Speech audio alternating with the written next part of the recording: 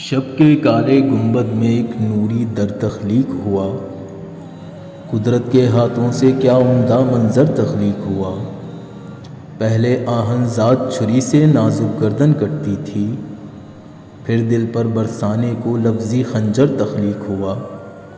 جثہ قطرہ قطرہ پگھلا، ہاتھوں پر چھالے چمکے، ایک گھروندہ رہنے قابل تب جا کر تخلیق ہوا۔ کچھ کے رستے کانٹوں کے دالاں سے ہو کر جاتے ہیں، کچھ کے پاؤں رکھنے کو سنگے مرمر تخلیق ہوا۔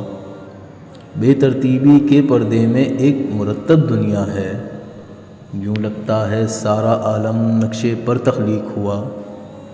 کار تخلیقیت میں مصروف خدا کے ہاتھوں سے جو کچھ بھی تخلیق ہوا، بے حد سندر تخلیق ہوا۔